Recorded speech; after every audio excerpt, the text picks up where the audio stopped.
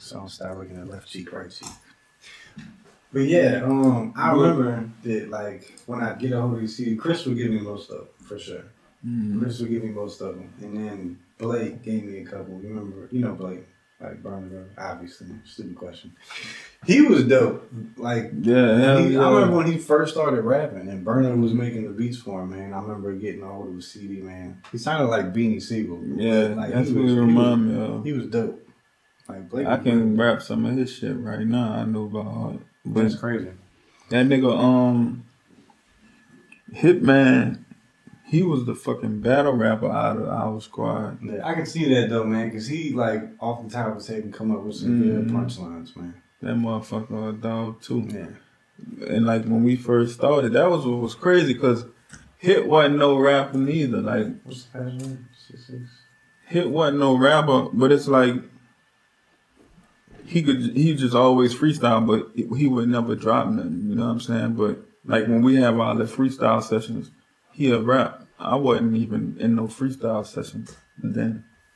But then that nigga Hit, I don't know, he just went from 0 to 100 like in a week seemed like. And when he started rapping, it was just like I ain't had no choice. I remember my first rap I wrote, I was just like, fuck, I gotta get on one of these songs. And then I had got on my first song, and then that was it. But see, me and Hit, we was kind of like the outcasts of the group at first, because we wasn't all the way accepted, like on some shit. Okay. So like, who was the actual like K1, K2, K whatever? K1, K2, K3. K1 is BC, K2 is Jazz, K3 Yogi, K4 Hit, and I'm K5. You see, we the last two. Okay.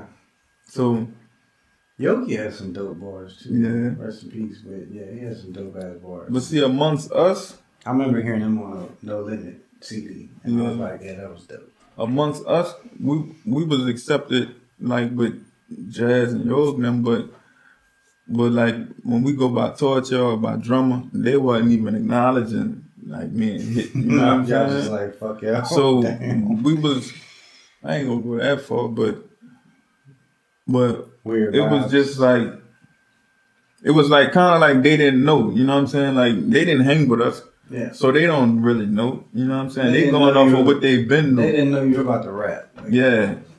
I get that. So I've showed up in studios and people. So like just like little shit. Like anytime we had like something they put together, they didn't have me and Hit like involved type shit. That's weird. So we was up. So that's how me and Hit really became like tight. Because it was always us, but it was also me and Hit. Yeah, you know what I'm saying? Okay. So when did like Problem come into the picture? I mean, I imagine he was later on, young as shit. Yeah, Problem. I knew that him and Mo and A-Golf and Mo, A-Golf and Problem, it was YPC. Yeah. So I heard about this. And Alex. Alex is the one that explained this all to me. I think at some point. And I kind of took them under my wing. Okay. You know what I'm saying? So, like, I used to have them recording by my house. I just had like a simple little setup to a computer and shit, and they could just drop little shit. We used to freestyle and shit. Okay. But to me at that time, them niggas wasn't really spitting cold. The one who was cold was A-Golf. That's Jazz's cousin, right? Yeah. Okay. That's the one who was signed with Soulja Boy. Yeah. Okay, I heard about him. You know what's crazy? I remember the first time I met Problem. It was like in Old Town, and I was like, "Yo, man, look, like you trying to record? I got a studio. We can record right now." I don't think he thought I was serious, because the next time I met him was like through Stack. Sometime and they came through the studio, and yeah, he was like, "Oh yeah, I met you. You were in Old Town, yeah, And it's like, yeah, I was serious, man. We could have recorded like right then." But see, when I got locked up, when I was in jail, that nigga Bodyhead came. He had went to boot camp, and I used to see that nigga when I was in jail. Yeah. Him and Blake did a CD. Yeah, AP, Applied Pressure. I got a hold of that CD at some point, and we got probably through Chris, but that was some cool shit. But that nigga Body was telling me, like I was asking that nigga about what was going on the streets, because he had just left the streets, but I had been in jail for about 2 years at this time, or probably less than that, probably like 18 months at this time. And he was like, man, he was telling me about what everybody was doing out here, but then he was like, man, but who you really need to look into is that little bitch problem. You hear me? Yeah, He said that's that bitch crazy. problem child. He was like, man, that nigga out there killing shit. He said that nigga out there sounding like Slim. I'll never forget he told me that. You hear me? So when I went home, I had went to a little party and I seen that boy. I had seen him and Brian and I forgot who I was in that bitch. But anyway, me and that nigga went to running. That's how when we really got close. See, because when he was hanging with my little brother, he was a little young nigga. You know what I'm saying? So he was kind of aggravating. He used to always come around and shit. But them niggas was just on some young shit. But I used to have them niggas fucking hoes and shit. So, you know what I'm saying? But Dude, Problem has his recording habits are like he records a lot. Which to me, like from what I've seen in people that have like done big things, they normally record a lot. Like he got the glue. all y'all do, but Problem specifically will call me at random times throughout the day. Yeah, he definitely got the glue. Let's get a session. Like, you know, my talent level, my drive just, I don't, what hurts me the most is like recording something and then only us hear it. Cause when I hear my shit, I be like, bro, this is not, I get depressed cause I be like, man, I do this shit for everybody to hear, you know what I'm saying? Yeah. And when I look at some shit and they got 100 views or my tape got 1,200 downloads or some shit, like, I'd be like, man. See, I used to put shit directly out to the internet, but it was like when I did boom bap stuff. Because when I first started rapping, because that's why I learned to mix. Because I hated engineers because they would always take forever to fuck my shit up. So I was like, I'm going to learn how to do it myself. So I did. But I make boom bap stuff, you know, like old school hip hop stuff, and I would put it out straight to the internet. And like, I got like some good feedback from it. The most shit I ever got feedback from was I did some shit with some friends in the UK. And like, it was like almost like drum and bass mixed with hip hop. And people fucked with it, like a lot. But I mean, it was one of those things. Once I started mixing, man, I just like really enjoyed it. So, cause I be feeling like, man, I got so much shit, but I just don't want my words to be wasted, man. yeah. That's how I felt like, well, I never really made a real song about my mama, cause it was like, I was always waiting till that big day when I can really, when people could really hear it, you know what I'm saying? I ain't want to just make something. You want that myself. platform, man. Yeah. To me, it's kind of like now it's almost like you got to market your music like a business. So you got coming up with a business plan to put your music out would probably be like the smartest thing ever. Yeah. I've been looking for a fucking manager. When I first moved out with you, man, I've been trying to find a manager. I couldn't get shit popping. Everybody got, you don't know what the fuck I'm talking about. I tried to manage a couple people. I am terrible at that shit. I don't know. My brain's too sporadic. Like managing, you gotta focus on that one person, I guess. I don't know what managers do. I know that I've signed paperwork with other people's managers to work with them on things. And they always seem kind of shifty. Yeah.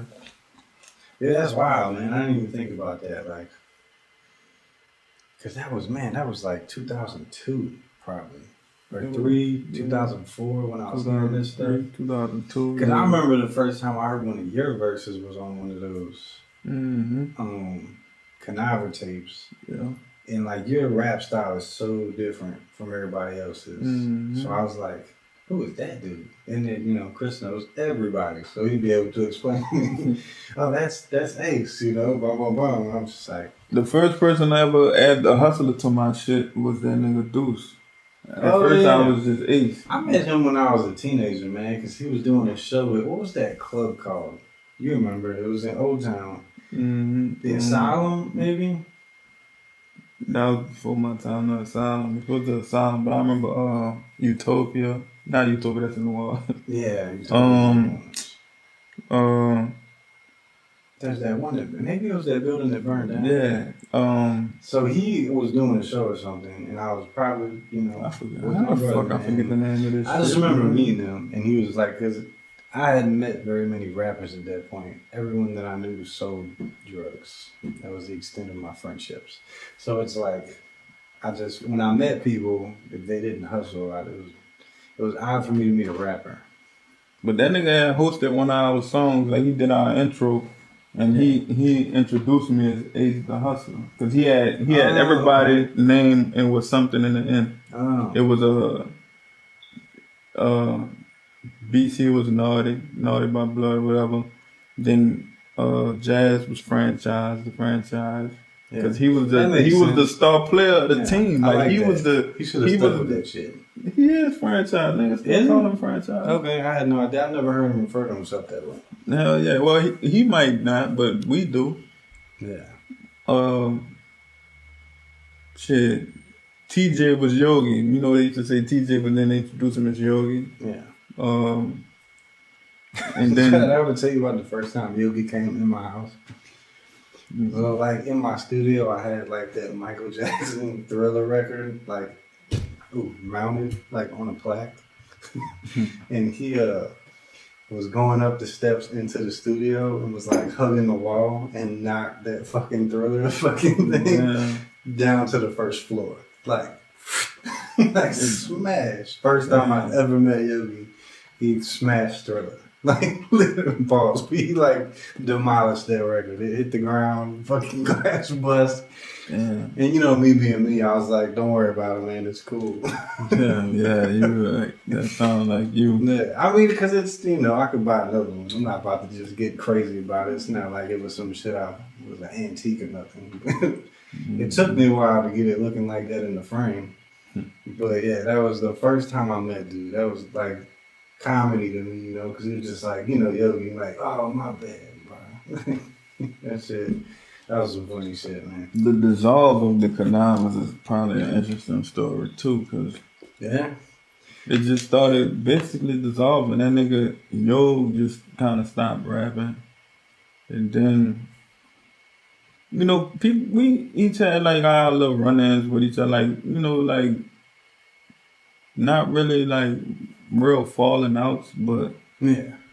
some strange words were said a couple times. Time does that, though, man. You always think about that, like. Oh, then that No Limit shit, too. See, that I want to know about. Because I've heard different stories from different people. Because I remember when it happened. Because it was Drummer and Hallelujah, right? Yeah, but see, that's when they was Yogi and Jazz were out there in NBC. Cali with them. NBC? So they all went out to Cali. Yeah, see, that's when they was still on their bullshit about Xing me and Hit Out. Oh. Yeah. That's right, because y'all didn't go. Mm-hmm. Shit. But I was on a run, so I couldn't go anywhere. Yeah, but why Hit, man? Niggas was just on some other shit. You know I do remember this. But it wasn't the Kanivas, though. Mind you, we was getting along. That never was on none of the CDs that I saw. It would just say featuring whoever, like Yogi Jazz. Yeah. Because I remember the songs that, some of them were on that CD. Like they had a song called Hood and Street and one called Welcome to New Orleans that Hallelujah had done that were on this, you know, Limit CD, I assume. See, Luja, he was writing for P at the time. He was ghostwriting and shit. Was he? Mm-hmm. He was nice. Fucking right, that nigga, dog. Chris told me stories about him way before I heard him ever That rap. nigga, because I would pick him up in Huntwick and he'd be coming, like that's where I pick him up when I was at the corner. And like he'd be like, man, this dude's nice. Like, and then he finally came out with some of his music and like put it in the car. I was like, man, this dude is nice. Like shit. And I had no frame of reference. Like I said back then, I didn't know. His fucking intro was like fucking the intro to the Dynasty. Like, yeah, that motherfucker. Yeah, he had some dope shit. I was impressed. We had done a song together. Like he was on one of our songs. Yeah, drummer. See, I remember that Hood and Street song because it was Yogi, Jazz, and him on the song. Like that, and all of them had some dope shit in the song. But Drummer was making all of his beats, right? Back then. Hell yeah, that's when Drummer was a dog. Man, I think I met Drummer like once, maybe. I don't know. Maybe I met him more than once. I feel bad when I forget if I met people. But it happens, man. I met a lot of people when I was recording. in a short period It of time. weirds me out when motherfuckers know me super well and I don't have a clue who they are. Yeah. I'd be weirded out. People do that to me all the time on Facebook. Like they'll friend me and then they'll message me instantly. As soon as I accept the friend request, they message me and be like, "Man, yeah, how you been, man?" I'll be like, well, that's another thing too. Is I no. moved so much growing up that happens to me a lot. Like people will hit me up and I'll forget who they are and I'll have to look through their Facebook to try and remember them. Yeah, and it don't work for me. And you know what the sad part is sometimes I really never wanted to hear from them again. But I feel like since they reached out, I might as well say what's up. Because they took all the trouble to figure out that I was me. Because my Facebook and Instagram names are not my name. So if you actually figure out I'm me, I'll give you the benefit of this short conversation. Yeah. Because that's honestly how I feel. Like if you're going to sit there and research enough to figure out who I am and realize that you knew me. Yeah, that's wild, man. I never thought about that y'all weren't on none of that no limit stuff. Yeah.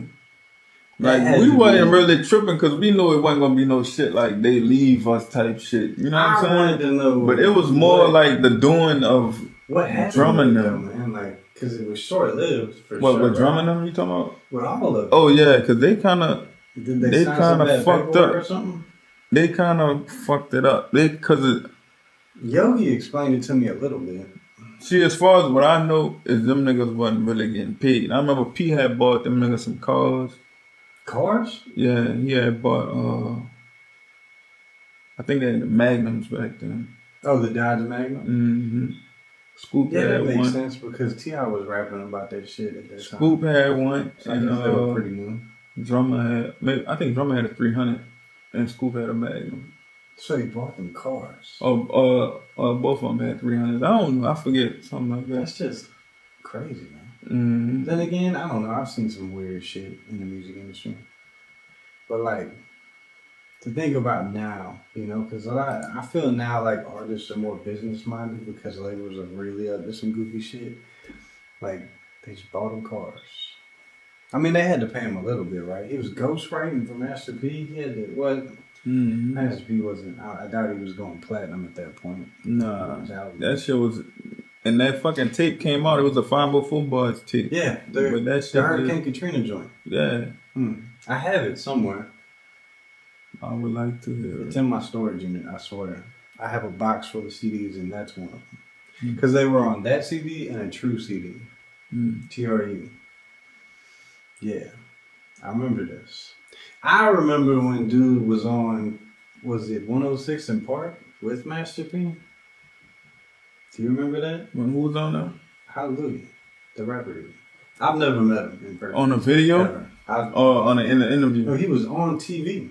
Oh, I remember they dropped a video, but yeah, I remember that. It was him and Master P. And yeah, I remember the video. Yeah, no, the video came on when he was on 106 in Park or whatever it was. He was on BET with Master P. Now, where is he from originally? Is he from New Orleans? Who, P? No. Scoop? Yeah, he's from out the Nightwalk. Okay. I didn't know. I didn't know if he was like a Slido dude. Like I said, I never met dude. I just heard a lot of his music. So you never met Scoop? If I do, I don't remember doing that. Nigga used to come to my house all the time before I moved out here. He used to buy weed from me. Oh. Well, nah, man, because when I would have met him... He stayed around the corner from me. He stayed in my... after a while, he moved... He moved in my neighborhood. He had stayed around the corner from me. And then he moved again. If I would have met him, it would have been when I was a teenager. And basically, I didn't do music as a teenager. All I did was, try to make money. So, me meeting rappers would have been through friends. I wasn't actively trying to meet rappers. Yeah, I feel you. What fuck?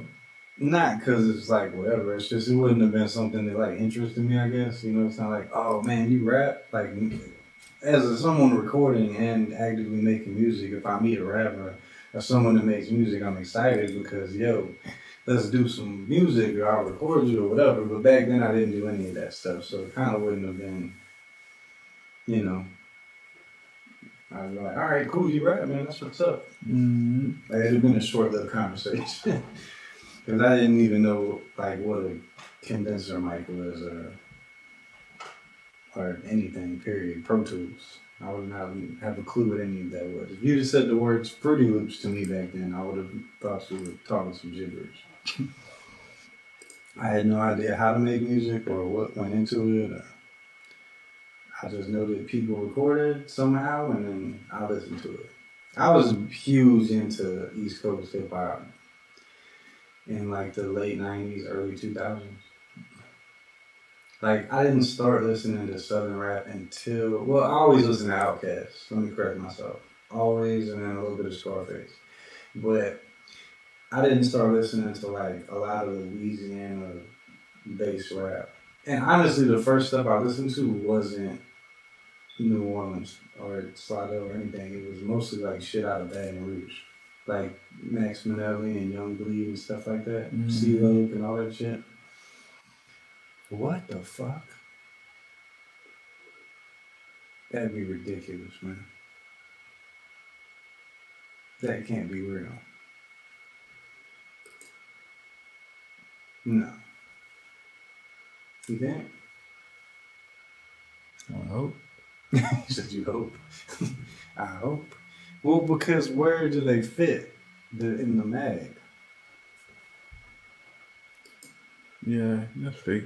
Cause look at the handle. Yeah, dude. There's no way. You can't fit a shotgun shell into a pistol handle. Mm-hmm. You're right. What's the time looking like? 3:34. Let's see.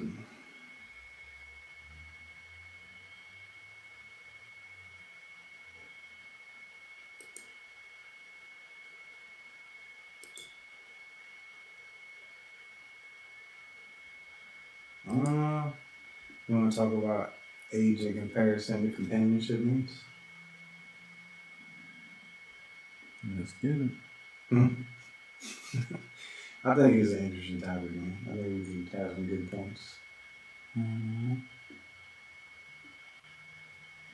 That's the motherfucker who was talking about going slow and fast, man.